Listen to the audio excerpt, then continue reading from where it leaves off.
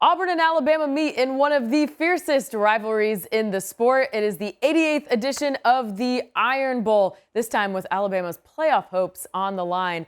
John Talty and Nathan King are here to break down this game. Two different trajectories for these programs at the moment, as the Crimson Tide will face Georgia in the SEC championship game in a week, while Auburn coming off a 21-point upset loss to New Mexico State. Now, Alabama has won 9 in a row this season since that Week 2 loss to Texas. A big reason for that is Jalen Milroe. He's accounted for 13 touchdowns in his last 3 games. Nathan, how does Auburn contain him and his dual threat ability? Yeah, Auburn's had a pretty consistent defensive line for the most part of this season, really a lot better than they expected it to be. In terms of where this roster was at, obviously a new staff, lots of new pieces. That was until a lot of that progress, I don't know if wiped away is the right word, but against New Mexico State, you obviously took several steps back in this game. And look, Hugh Freeze said it on Monday. You're talking about a guy who almost duplicates the skill set of Diego Pavia, the player you just faced, who was the reason, or one of the reasons that they had that stunning upset loss to New Mexico State. They weren't able to contain him in the pocket. They weren't able to keep him throwing downfield and give him a chance to use their pass rush. He was able to slip out of the pocket. He was able to make throws on the run very consistently. And obviously that was a big issue for them in that game. And now you're facing somebody like Jalen Milroe, who does that better than almost anybody. And so for Auburn, you're hoping to revert back to what you've done for most of the season. Again, this has been a front seven that has been a little bit further along than they expected. They faced KJ Jefferson a couple weeks ago. Obviously, Arkansas has their offensive issues, but they held him in check. They've done it against some other mobile quarterbacks this season. You just have to, if you're Auburn, you just have to go in this week and focus up and make sure that New Mexico State loss doesn't tank you too much on the defensive side of the ball, because relative to their opponent, and they had 48 points scored on them by LSU, but LSU kind of does that on everybody. Relative to their opponent, that was their worst defensive showing of the season by far. Yeah, I mean, certainly if Auburn's going to win this game, they're going to have to try to contain Jalen to the best of their abilities. I mean, Jalen's growth from a loss to Texas, not playing against South Florida, to where he is now has been pretty incredible. Going from a guy who, again, was benched to now, a Heisman Trophy dark horse to some extent. But he's been great. We've seen him be much more comfortable running the ball later on in the season. I feel like LSU game in particular was where we really saw that athleticism and ability to beat you in a number of different ways. He's been terrific the second half of the season, and just does a lot that is really powerful and effective. And so he's gonna be ready to rock. I think he's has shown incredible maturity throughout this season, and is in position to have a big game, and it's going to be a real challenge for Auburn to stop. Auburn's DJ James is rated as one of the best corners in the country. He'll have to stop the Tide's leading receiver, Jermaine Burton. John, how do you see this matchup going? Yeah, Jermaine's emerged as their kind of big play guy. Didn't play against Kentucky because he was sick. Came back against UT Chattanooga. Had more than 100 yards receiving and a touchdown. He's had some big games for them. Texas was one of them. He's a guy who can make some big plays downfield, which is certainly opens up the rest of what Alabama is trying to do offensively. So I think they have a number of different guys. He's not quite the star that they've had in the past with guys like Jameson Williams and Devonta Smith and Jerry Jeudy and all those. He's not quite at that level, but he has become better and better. And I think the thing that is particularly important of this one is that Jermaine Burton he's a guy who likes to talk. He gets fired up about big matchups, and so I think there's going to be some jawing back and forth. And I think for Jermaine, he kind of gets fired up by that, but it also sometimes has led to some penalties, some mistakes, and so he's going to have to play within himself while facing a really talented cornerback who's going to shut him down probably at times, and not let that affect his play. Yeah, John mentioned it. I mean, Alabama's obviously had a slew of fantastic receivers over the years, and their performances against Auburn have obviously been no exception. Devonta Smith had a fantastic game. It was just a couple years ago that those receivers were the reason they won that 4 overtime game inside Jordan-Hare Stadium. Yeah, anytime you flick on Alabama this season, Burton seems to be the guy who's making the most plays for them in the passing game. But this is an Auburn secondary that is the strength of this defense. They're a veteran group, 3, maybe 4 NFL guys. Their top 2 cornerbacks decided to come back. They could have been mid-round NFL draft picks, and we're talking specifically about DJ James' second straight season for him after transferring over from Oregon, that he's been one of the top graded corners in the country. And you look over the last 3 or 4 weeks in particular, looking at, going against Vanderbilt right now, he had a matchup with Will Shepherd, who led the SEC in touchdowns entering that game, completely shut him down. And you just look at the targets and the amount of receptions that he's allowed over the past few games. He's obviously that number one lockdown cornerback for Auburn. And so, like we talked about before, it needs to be a group effort for Auburn's defense. It needs to be sort of resembling that 2021 game where you've got that pass rush that gets after the quarterback, and obviously your defensive backs can sort of thrive off of that. But look, DJ James said in the preseason, he said he wants to have an All-American type season. Having an opportunity against Alabama's best receiver is going to be a good chance for him to show that he has that skill set. Alabama's front seven, one of the best units in the country. They're part of a defense that ranks 14th in the FBS, allowing just over 17 points a game. They're also tied for 18th, allowing 4.8 yards a play. Obviously not good news for an inconsistent Auburn O-line and passing game. John, what's been working so well for Bama's front seven this season?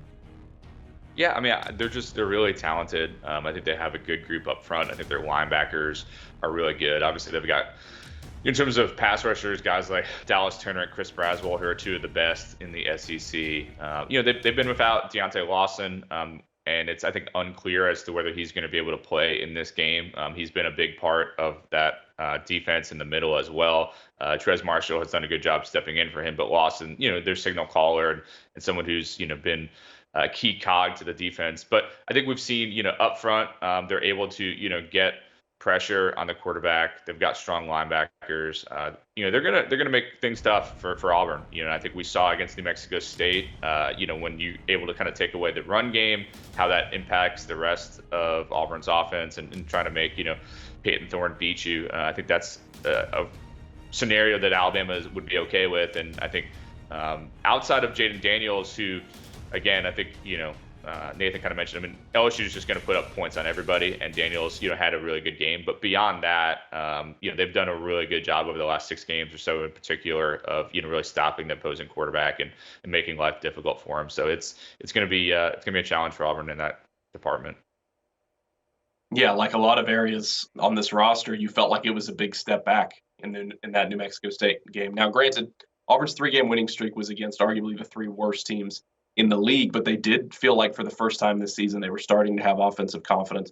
That RPO game for them was starting to work. Obviously, that's where Hugh Freeze has kind of made his hay in the SEC when he was at Ole Miss. But this is a patchwork offensive line. It's got 3 starters who were transfers, another guy, a JUCO player who emerged as a starter sort of late in fall camp. So it is a group that hasn't had a lot of experience playing together, but it does have a lot of college experience. And John mentioned it, when you take away that running game, of course, it is an RPO system. You felt like Thorne was making the right reads in that New Mexico State game, but they were just faster on the edge. New Mexico State was on defense. They were just cutting off running lanes. And like John said, forcing Peyton Thorne to beat them. And he had a fine game, and he's been okay this season. I don't think he's exactly what they've expected out of a 5th-year veteran quarterback in the transfer portal. But Jarquez Hunter had 3 straight 100-yard games. Looked like he was pacing toward a 1,000-yard season after being limited the first couple games of the year. That completely hit a brick wall against New Mexico State. If you're Auburn, you have to get that confidence back on the offensive line and start executing better. Again, they felt like they were trending in the right direction. Pretty much every spot on this team felt like they were going the right way, and then things completely fell off a cliff in a 21-point home loss to a Conference USA opponent. And so the question really is, for the offensive line and for the rest of the team as well, can Auburn pick themselves back up and have some focus for the Iron Bowl and make sure they make some improvements in that game? Obviously, over the course of the years, we know that this is a rivalry where you don't need to have much motivation. And so that will definitely apply to an Auburn offensive line that Texas A&M, LSU's not been great this season, but against talented defensive fronts, they've really had their struggles this year. So they'll need one of their best games of the season.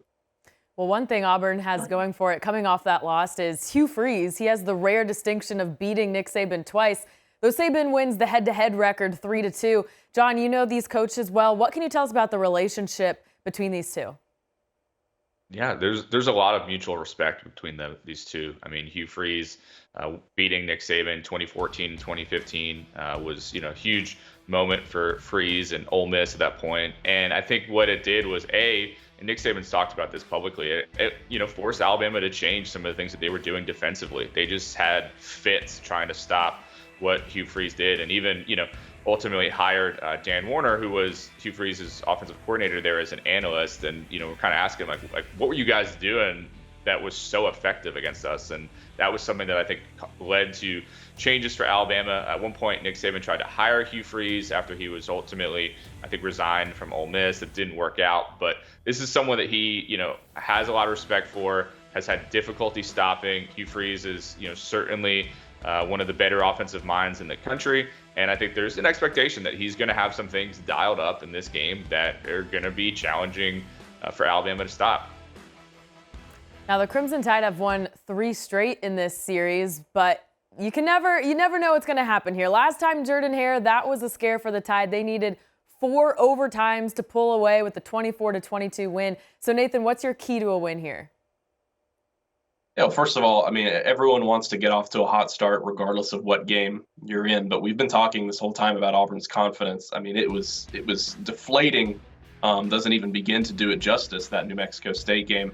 But the feeling in the Iron Bowl week, always, regardless of what the team's records are, you sort of throw them out. You sort of just look at it as a week of its own at the end of the season. And so Auburn needs to completely embrace that and sort of harness the same energy. Alabama players were talking about it just this week that, Jordan-Hare, Iron Bowls at Jordan-Hare sort of give Auburn superpowers. And, Auburn fans aren't afraid to admit that their team will play up a little bit, sometimes to the level of competition. You got to look no further than Georgia in week 5. That was one of Auburn's best performances of the season. They didn't win the game, but I believe that's the closest Georgia's played anybody all year. They needed the late touchdown to Brock Bowers to win it. And so you'll just be looking to, I think, rekindle a lot of that really magic that happened in that 2021 game. You had Auburn that had lost 2 or 3 in a row. Bo Nix was injured in that game, didn't play. And then your backup, TJ Finley, got injured in the second half. And every time he completed a pass, he's hobbling up and down the field. They were somehow still able to take the Heisman winner and Bryce Young to 4 overtimes in that game. But really, I think it starts with a lot of offensive confidence for Auburn. I don't have really any doubts that, despite the New Mexico State game, that this defense will come back together. It's more of a veteran group. It's more of a group that's played together at Auburn. A lot of guys who have been in this game before. And defensive coordinator Ron Roberts has done a really good job all season. It's about the offense. It's been inconsistency all season long. You'll be up and then you'll be down from game to game. And so they've probably got to score.